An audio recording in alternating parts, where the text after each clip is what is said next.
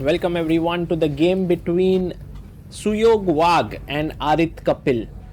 On the left of your screen is IM Suyog Wagh. He's born in 2000, so he's 26 years old, and his opponent Aarit is born in 2015, I believe. He's 11 years old. So a clash of two generations, I must say.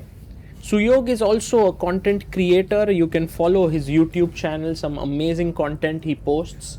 And this game is going to be very exciting because Aarit is someone who is playing exceedingly well in general. And would Suyog be able to kind of beat him? He is the higher rated player in this encounter, but not by much. Knight comes out to f3, and let's see what Aarit plays here. He's looking away, maybe got some inspiration and plays knight to f6. Maybe something interesting is happening on some other board. Pawn to c4 by Suyog. Knight f3 and c4, very common way to play.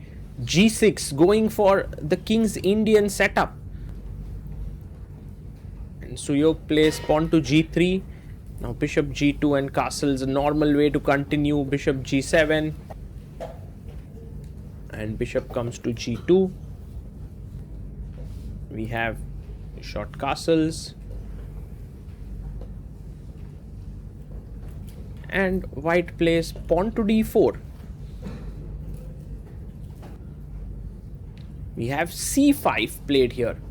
Now a choice here for white to push d5, but Suyog plays knight to c3 and take on d4. Knight takes d4. And knight comes out to c6, putting pressure in the center with the knight and the bishop. And Suyog calmly castles here. Very interesting position. Knight d4, queen d4 and d6 is the common way to play, but Aarit goes for this pawn sacrifice line, which is interesting. And Suyog says, okay, I'll take the pawn. Aarit is playing quickly, which means that this could be his preparation. This line is interesting. He comes, he takes, doesn't even sit down. Takes, and now, I mean, you must take on c6. So you take. Rook b8 is possible, but bishop h3 is played. Now, if you come back, I can simply take and then play queen c7, putting pressure here. So he takes on a8. This is very risky, but I believe this is well known. You can now push your pawn to f3, giving back the exchange and essentially saying that, hey, I'm a pawn up, so I'm happy with these developments. Bishop takes f1. Now king takes makes sense. So king takes f1 taken, and maybe the best move now is queen c8, putting pressure here and also threatening to come here on h3. But Aarit does not even think. He plays rook c8 quickly, but this is just overconfidence because this seems like a bad move. And Suyog calmly takes his time and plays queen d3. He's pawn up. Queen comes to c6. Aarit is at 131. And now this move b3 is an excellent move. By the way, there were other options as well. Bishop e3 to attack a7, but b3 is excellent. And now Aarit thinks for 9 minutes and plays d5. But this is not going to work. I mean, cd5, queen c3 is hanging, I understand. But knight takes d5 is an excellent move. And look at Suyog there. He takes here and he's essentially saying this is hanging. So you have to take on d5. Otherwise you have just blundered the pawn. Takes. And now c takes d5. You have no time to take the rook because the queen is hanging. Queen d7 to come in to h3. And now rook b1. So white is right now 2 pawns up. Rook to c5 played. Now notice if you play e4, that would be bad because pressure. So king g2, a good move. Suyog is like, I have 2 pawns extra, I can give back 1 and then continue rook d5, queen to c2, and bishop d4.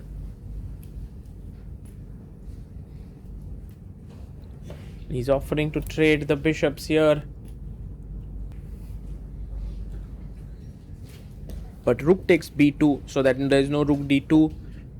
And now white is a pawn up. This is kind of a bit torturous position for black, because, you know, on one hand black does have the resources perhaps to fight for a draw, but on the other hand it's just so difficult. Queen c3, h4 played. He pushes the pawn forward, and Suyog very confidently takes the pawn. I think a very interesting decision by him. We have rook to d4 played, and now the best move is rook c2 in order to give a check and trade. He does find rook c2, and Aarit doesn't want to trade queen, so he plays queen d6, but there's still queen c7 coming in.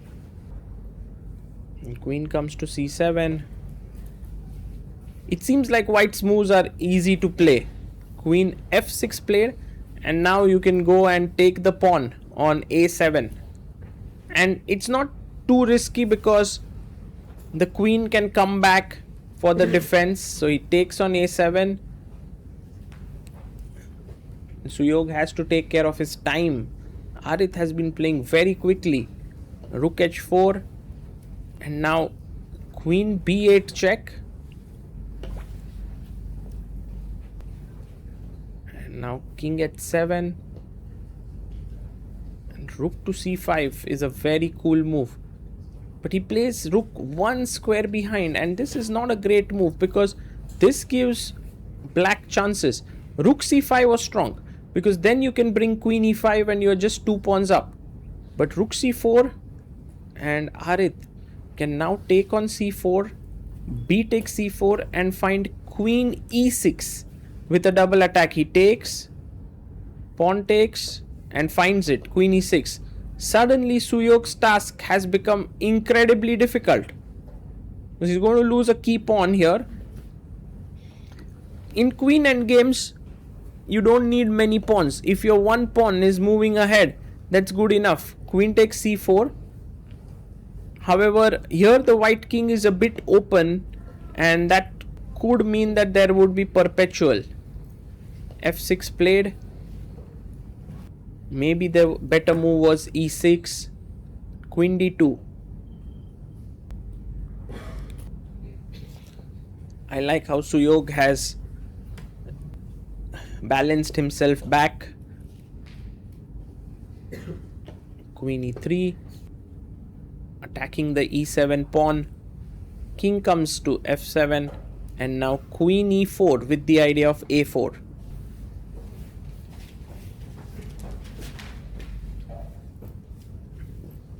Going for the h pawn. He was going to play h3, I believe, and he plays queen e4. That's the best move.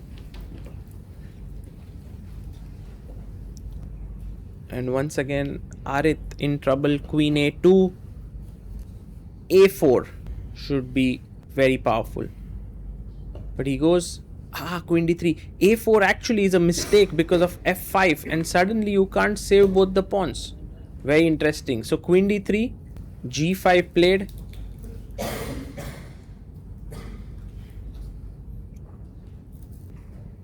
and pawn to h3. Just waiting here and improving his position a bit. Aarit comes back, goes king g7, queen a6, and now queen to d5. We have pawn push to a4. f5 played, hoping to get the move g4 in to open up the king.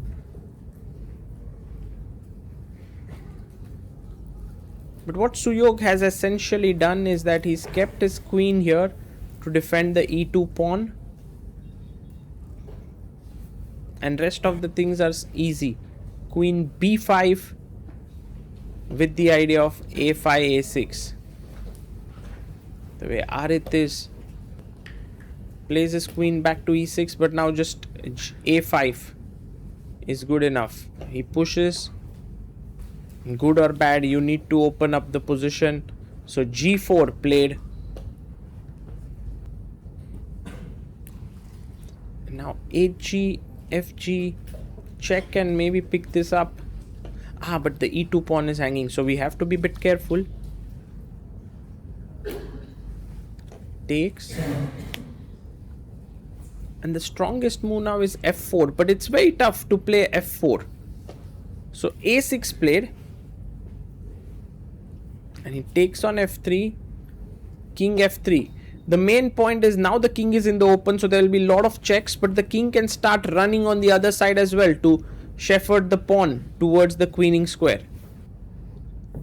Gives a check. King e4. Queen endgames are quite tricky to play, because it seems like there are a lot of checks. You shouldn't be afraid of checks. King d4. And it's very difficult to judge whether there are perpetual checks or not. Queen check.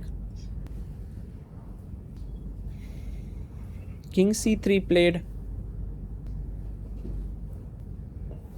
And now king f6.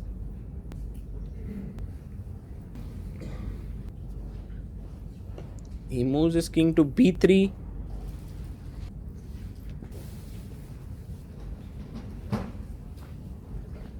Aarit is like having so much time on the clock. He goes queen d4 so that a7 is no longer possible. Queen takes a7 is hanging.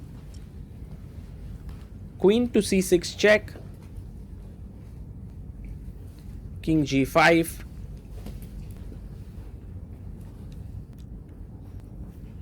And he plays his queen to c4, keeping everything protected.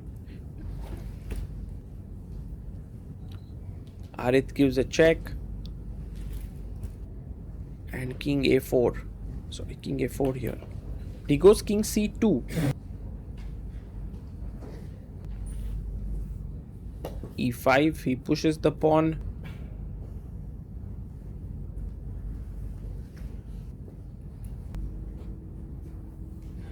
And queen a4 played. The best move here is pawn to e4, because if queen e4, queen a6, it goes check. And now king d3. Use another check. I think the checks will come to an end at some point. He goes king e3. No more check here. Queen will take. So queen c5 and king f3.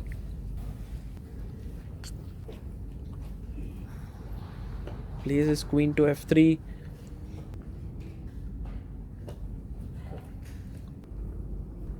And the white king is going back to where he began from. King e3.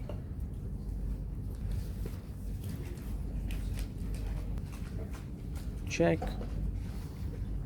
Gaining some time on the clock is Suyog, because he has been slightly low on the clock. King e4 and queen f2, a good move. So if you take here, queen f5 check, and suddenly it's a draw. So queen c4, good move. Defending here, check. King d5, there would be queen f7, so coming back makes sense. King e3. Now no more checks here. Oh, is there? Maybe there's queen h3. He goes queen g6. Setting up some traps, yeah? a7. He plays queen b5. But a7, there was queen b6 check, losing the pawn. So queen b5, queen d6. King to f3.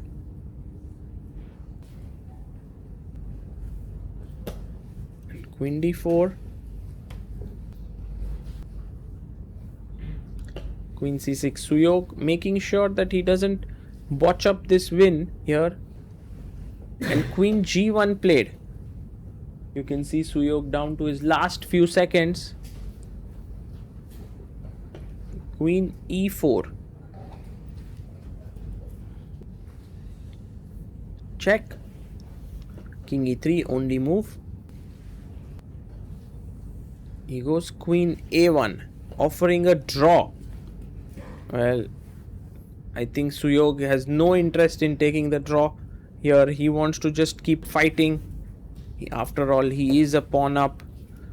King F6. And now the king comes back to F2, calmly settling in.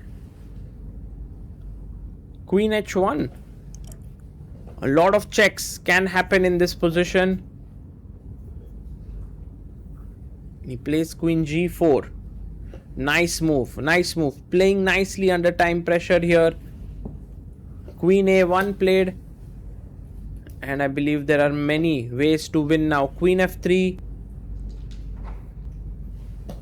Goes to G6. And Queen D3 played to defend the pawn. Oh, he was about to make his move now. King F6.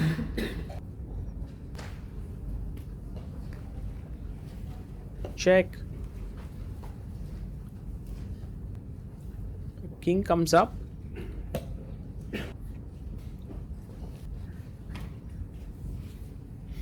And he gives another check. King H5.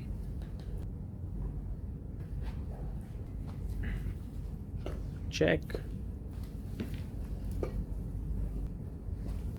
King G5. And finally, with all these checks, I think you're going to get A7 in.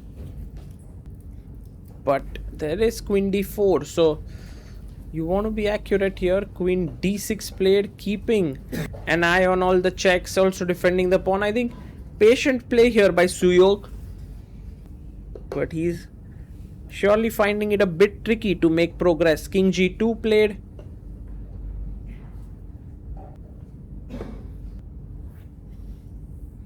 And Queen B2.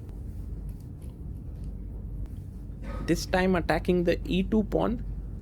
So he comes back Queen D3, defending E2 and A6.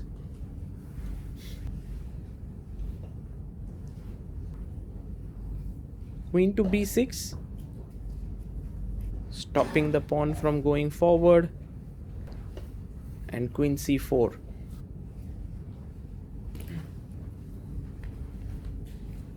The king comes back to F6 here. Wow, these queen endgames are so complicated and so long. You can see it requires a lot of patience. You can't go on the F file because of check and queen gets traded. So King G6. Check. Now no F files because of Queen F2. So King H6.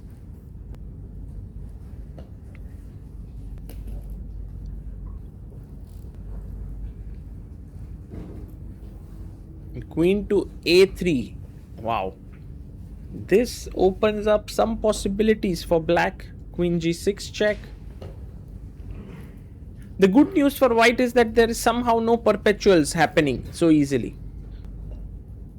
King H2.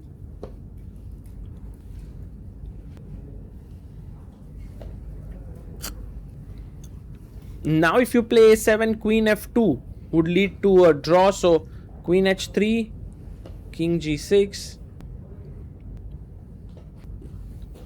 Queen D3 check, King F6, and King G2. A calm little move stopping all Queen F2 ideas. We have King to G5.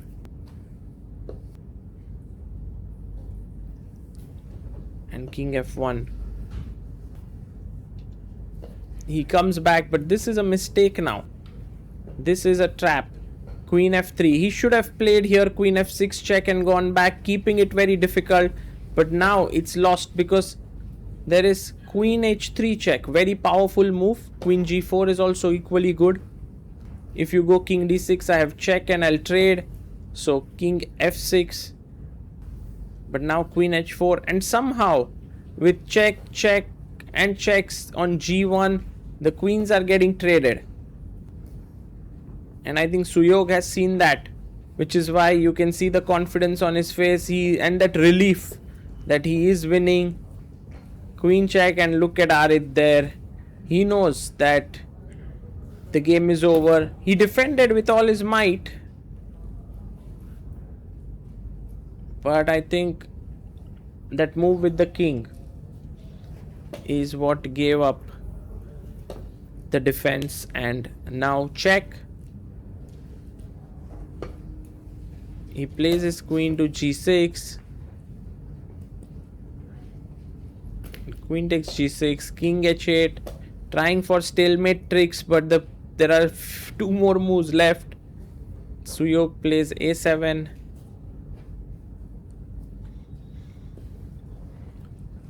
And this has been a very interesting game. Rook, mate, Aarit resigns, Suyog Wagh scores a win. The more experienced player managed to win, and I think it showed in the game. In the opening, Aarit did not play so well and got a very tough position, but the boy is so talented, he managed to put up a very stiff resistance, and Suyog should have converted that sooner, but he did well, and in the end got the full point home. Let's have a look on our ChessBase and Mega database. What is the way in which this opening has to be played, and perhaps by seeing that you will get more ideas on how to play with the black pieces this pawn sacrifice line. So we have the ChessBase and Mega database running here, and you can see here that d6 is not the most popular move. The most popular move is to take, but d6 is played, and after takes, and bishop c6, the move rook b8 has more games than bishop h3, but bishop h3 is also played. There are close to 300 games. Takes, queen takes, f3, bishop takes, king takes, and white scores very well, 78%. And rook c8 isn't the best move here. It is queen c8 with only 15 games. But at this point, you can also kind of load the engine. So let's say, for example, I load a Stockfish. It's not the latest version, but if I load this, you can already see that this position is given as a very serious edge to white. Queen c8, queen d3, check, king g1, and white is better. So maybe there is a need to play something else here. Like if you go back, rook b8, maybe this line already very difficult, but rook b8 fares much better than bishop h3, because here white already seems to have a 0.7 edge, which is a very serious edge. This is how top players prepare their openings and opening ideas, and maybe for Aarit it does make sense to brush this up, because there are already many players who have made this similar mistake. Bishop e3, by the way, would have been very strong by Suyog, but he preferred b3. And we have Vincent Keimer, who has played this, and a few other strong players, and white has a very positive result.